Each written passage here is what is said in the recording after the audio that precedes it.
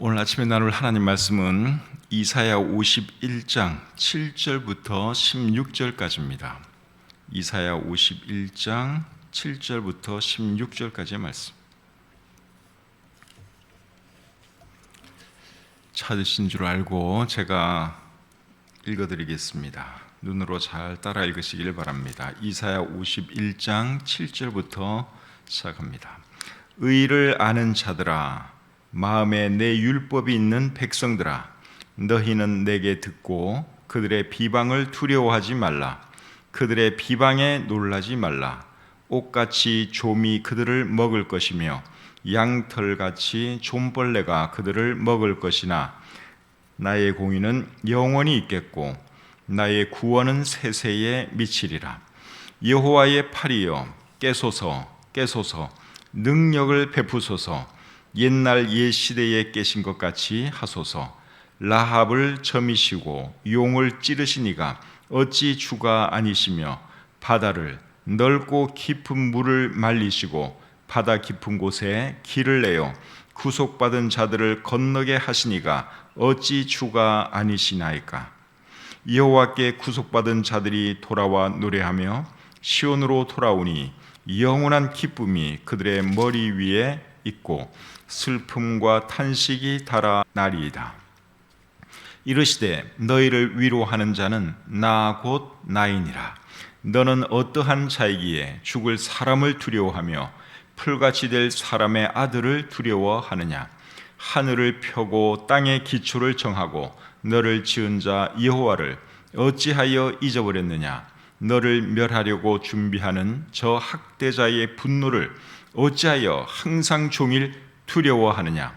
학대자의 분노가 어디 있느냐. 결박된 포로가 속히 놓일 것이니 죽지도 아니할 것이요 구덩이로 내려가지도 아니할 것이며 그의 양식이 부족하지도 아니하리라. 나는 내 하나님 여호와라. 바다를 휘저어서 그 물결을 뒤흔들게 하는 자이니 그의 이름은 만군의 여호와니라. 내가 내 말을 내 입에 두고 내 손 그늘로 너를 덮었나니 이는 내가 하늘을 펴며 땅의 기초를 정하며 시온에게 이르기를 너는 내 백성이라 말하기 위함이니라. 아멘. 오늘은 이사야 51장 7절부터 16절까지의 말씀을 본문으로 해서 우리를 위로하시는 하나님, 이런 제목으로 말씀 전하기를 원합니다. 하나님은 우리를 위로하시는 하나님이십니다. 오늘 본문 12절에 보니까 이르시되 너희를 위로하는 자는 나 곧 나이니라. 우리 하나님께서 말씀하시기를 우리 하나님은 너희를 위로하는 자다, 그렇게 말씀하고 계시죠. 거리두기 4단계가 2주간 더 연장되면서 교회에 모여서 예배드리지 못하는 상황이 계속되니까 제 마음속에 어떤 생각이 드는가 하면 교회에 부당하게 내려진 이 행정명령을 언제까지 따라야 하나 하는 생각이 제 마음속에 듭니다. 다니엘은 30일 동안 기도하지 말라는 왕의 명령을 알고도 전에 하던 대로 창문을 열어놓고 하루에 3번씩 하나님께 기도했는데 나는 뭐가 무서워서 예배도 제대로 드리지 못하고 이렇게 하고 있는가 하는 그런 생각이 들면서 제 자신이 참 무능하고 비겁하다는 생각이 듭니다. 그런데 어제 이 설교를 준비하기 위해서 본문을 읽다가 이 본문을 통해서 하나님께서 저를 위로해 주시고 또 저에게 용기 주시는 것을 제가 느꼈습니다. 큐티 책에 나와 있는 본문은 이사야 51장 9절부터 16절까지입니다. 우리 큐티 책을 가지고 있는 분들은 보시면 알 수 있는데 이사야 51장 9절부터가 오늘 본문이에요. 그런데 제가 7절부터 읽었죠. 왜 7절부터 읽었는가 하면 제가 어제 이 설교를 하기 위해서 준비를 하는데 큐티 제가 어떤 데는 이 큐티 책을 펴놓고 그냥 여기서 본문을 읽을 때도 있어요. 근데 어제는 그냥 성경을 직접 펴서 본문을 이제 연구하려고 성경을 읽다가 제가 실수로 7절부터 읽은 거예요. 그냥 실수로. 9절부터 읽어야 될 본문을 제가 실수로 7절부터 읽은 거예요. 그런데 7절부터 참 저에게 위로가 되고 저희가 용기가 되는 그런 놀라운 말씀이 있는 것입니다. 그래서 하나님께서 일부러 저에게 실수하게 하셨구나, 그러면서 이 말씀을 통해서 위로하시는구나 하는 그런 생각이 들었습니다. 자, 7절에 어떤 말씀이 있는지 보겠습니다. 의를 아는 자들아, 마음에 내 율법이 있는 백성들아, 너희는 내게 듣고 그들의 비방을 두려워하지 말라. 그들의 비방에 놀라지 말라. 자, 여기 보니까 어떤 말씀이 있어요? 그들의 비방을 두려워하지 말라. 그들의 비방에 놀라지 말라 하는 말씀이 있죠. 여기 말하는 그들은 누굴까요? 하나님을 모르는 자들이 있죠. 예수 믿는 사람들을 핍박하는 그런 사람들을 말합니다. 그런데 이 말씀이 제게는 어떻게 들렸는가 하면, 교회를 핍박하고 비방하는 사람들의 비방을 두려워하지 말라 하는 말씀으로 제 마음속에 확 와 닿았습니다. 제가 요새 늘 생각하는 것이, 이 행정명령 이거 언제 끝나나? 나는 도대체 뭐 하고 있는 사람인가? 참 나는 비겁한 사람이다, 이런 생각 계속 하고 있는 상태에서 이 말씀을 보니까 그렇게 와 닿는 거죠. 교회를 핍박하고 비방하는 사람들의 그 비방 너무 두려워하지 말라, 그렇게 제 마음속에 와 닿았습니다. 제가 교회에 내려진 이 행정명령이 부당한 것을 알면서도, 이 행정명령은 사실 부당한 것입니다. 왜 부당한가 하면, 우리 대한민국은 종교의 자유가 있는 나라거든요. 그런데 헌법 아래에 있는 그 행정명령을 가지고 교회를 지금 누르고 있잖아요. 그러니까 이거는 뭐가 잘못된 것입니다. 그리고 형평성도 안 맞고, 다른 데는 다 이렇게 어느 정도 허용해 주면서 유독 교회만 잡는 이것이 잘못됐다고 저는 계속 생각을 하고 있습니다. 잘못된 행정명령인 것을 알면서도 제가 왜 이 행정명령을 따르느냐, 솔직히 말하면 두 가지 때문인데요. 첫째는 행정명령을 어겼을 때 이 교회에 내려질 벌금형이 무섭습니다. 돈이 무섭습니다. 두 번째는 행정명령을 따르지 않으면 이제 믿지 않는 사람들로부터 엄청난 비난을 받게 될 것이고, 그리고 그 비난 때문에 전도의 문이 닫히면 어떻게 하는가 하는 그 두려움이 제 마음속에 있기 때문에 부당한 행정명령인 것을 제가 알면서도 사실 그냥 따르고 있습니다. 요즘은 교회가 행정명령을 안 따랐다든지 또 예배를 그냥 강행했다든지 하는 이런 기사가 뉴스에 나오면 그 밑에 댓글이 수두룩하게 달립니다. 참 멋있습니다. 무슨 목사님 화이팅입니다, 이러면서 교회를 격려하고 목사님을 축복하는 그런 댓글도 많이 달리고, 그리고 또 교회를 비난하는 그런 댓글도 많이 달립니다. 근데 비난하는 그 댓글 중에는 말도 안 되는 정말 악의적인 그런 댓글도 굉장히 많습니다. 우리 교회가 만약에 행정명령을 무시하고 예배를 드려도 이제 그런 비난을 면치 못하겠지요. 그런데 7절에 어떤 말씀이 있어요? 믿지 않는 사람들의 비방을 두려워하지 말라 하는 이 말씀이 제 눈에 들어왔습니다. 사실 여러분, 믿지 않는 사람들이 교회를 비방하는 거, 그거 당연한 거 아니겠습니까? 그런데 그걸 너무 의식한다는 거죠. 제 자신이 의식하고 있는 그러한 사람 중에 한 사람입니다. 그래서 이 말씀을 읽는데, 그렇지, 뭐 비방을 그렇게 의식하는가 하는 그런 생각이 들면서, 어쨌든 하나님께서 저에게 위로해 주셨고, 그리고 용기도 주셨습니다. 8절 말씀 보겠습니다. 옥같이 좀이 그들을 먹을 것이며 양털같이 좀벌레가 그들을 먹을 것이나 나의 공의는 영원히 있겠고 나의 구원은 세세에 미치리라. 여기 그들도 교회를 비방하는 사람들, 교회를 핍박하는 사람들로 이해해도 괜찮겠지요. 그들이 지금은 교회를 핍박하고 공격해도 하나님께서 그들을 가만히 두지 않을 것이다, 그런 말씀이 8절 말씀의 내용입니다. 사도행전 12장에 보시면 헤롯이 교회를 핍박했습니다. 그렇게 했을 때 나중에 그 헤롯이 어떻게 되죠? 벌레가 먹어서 그 헤롯이 죽습니다. 하나님이 그렇게 벌하셨죠. 사도행전 12장 1절 2절 말씀 제가 한번 읽어드리겠습니다. 사도행전 12장 1절 2절. 그때의 헤롯 왕이 손을 들어 교회 중에서 몇 사람을 해하려 하여 요한의 형제 야고보를 칼로 죽이니, 헤롯 왕이, 여기 헤롯 왕은 헤롯 아그리파 1세인데 이 사람이 사도 야고보를 죽였습니다. 그리고 그 다음에 쭉 읽어보시면 사도 베드로도 죽이려고 잡아 넣었습니다. 그런데 이 사람이 나중에 결국 어떻게 되느냐? 21절부터 23절 제가 또 읽어드리겠습니다. 헤롯이 나를 택하여 왕복을 입고 단상에 앉아 백성에게 연설하니 백성들이 크게 부르되 이것은 신의 소리요 사람의 소리가 아니라 하거늘 헤롯이 영광을 하나님께로 돌리지 아니하므로 주의 사자가 곧 친히 벌레에게 먹혀 죽으니라. 이 사람이 굉장히 교만했어요.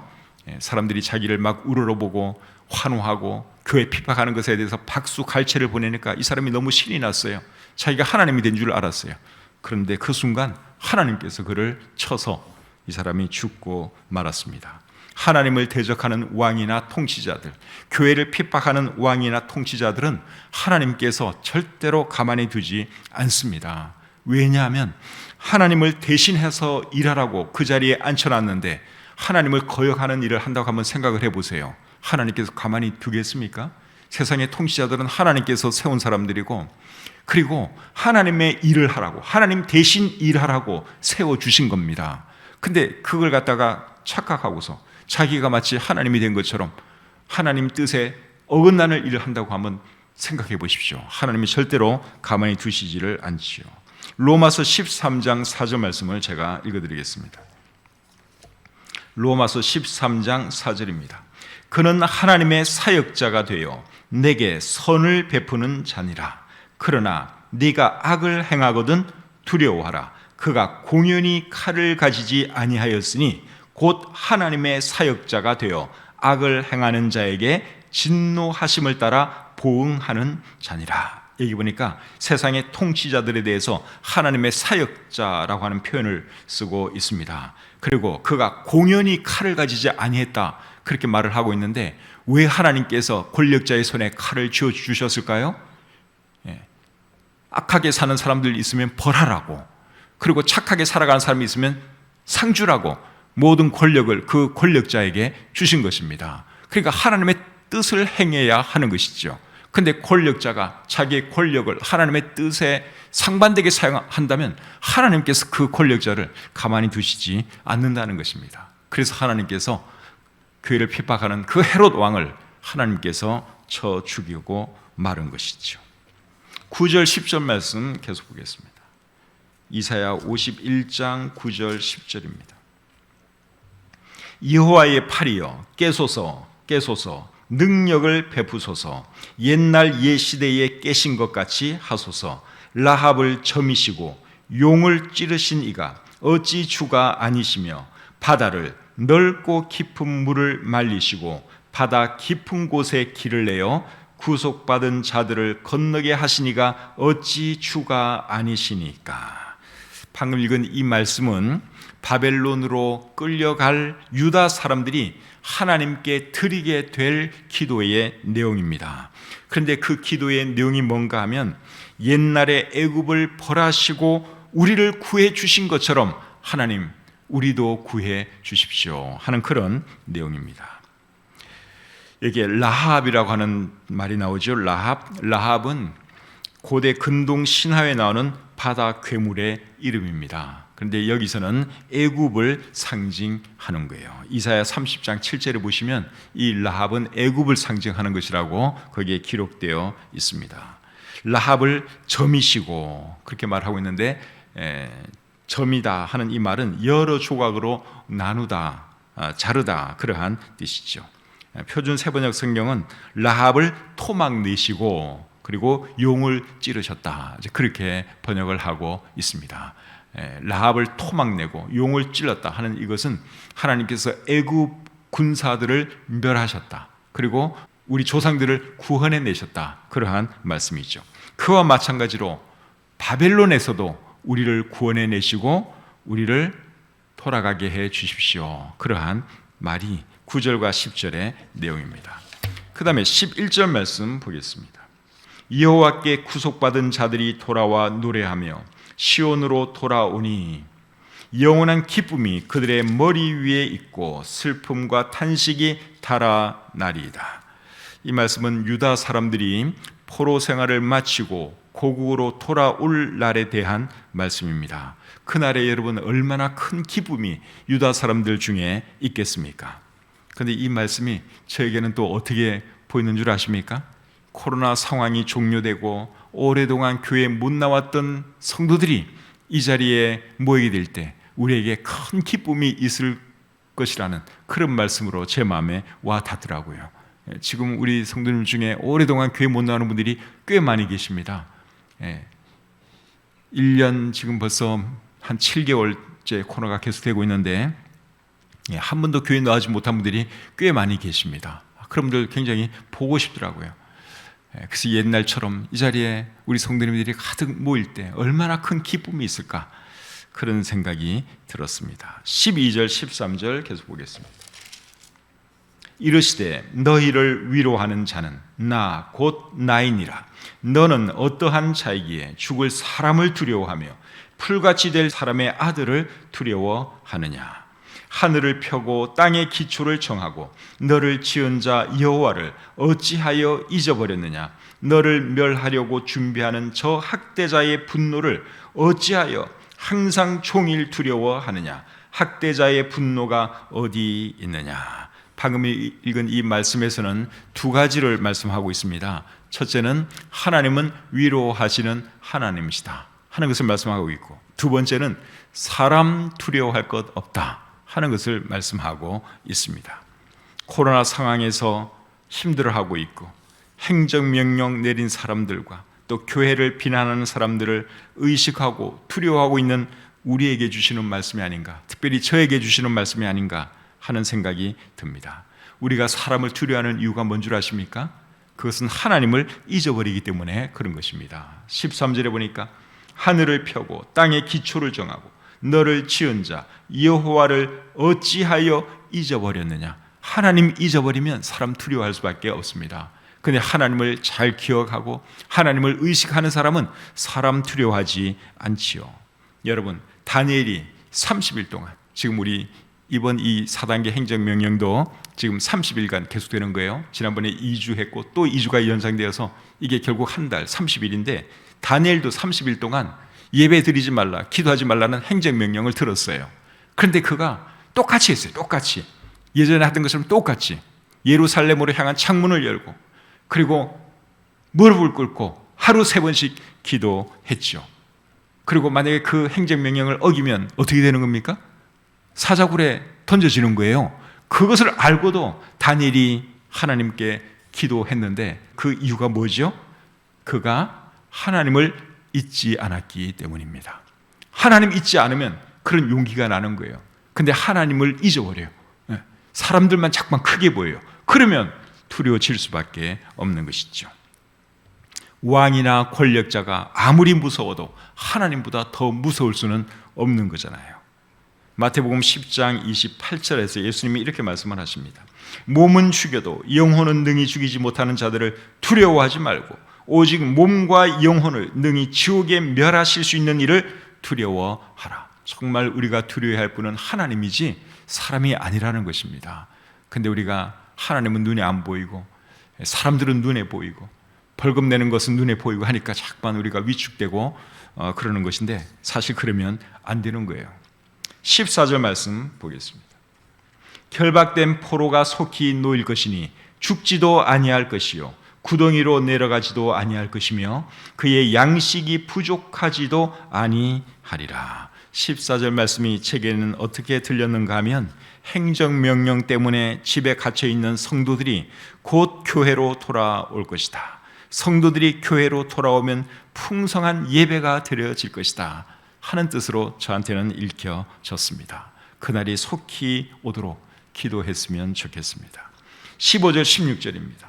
나는 내 하나님 여호와라. 바다를 휘저어서 그 물결을 뒤흔들게 하는 자이니 그의 이름은 만군의 여호와니라. 내가 내 말을 내 입에 두고 내 손 그늘로 너를 덮었나니 이는 내가 하늘을 펴며 땅의 기초를 정하며 시온에게 이르기를 너는 내 백성이라 말하기 위함이니라. 우리 하나님의 능력은 정말 대단하시죠? 바다를 휘저을 수 있는 분이 우리 하나님이십니다. 그런데 그 능력 많은 하나님이 누구세요? 우리 왕이고 우리 아버지시죠. 이런 하나님이 우리에게 계신 거 생각하면 여러분 얼마나 감사합니까?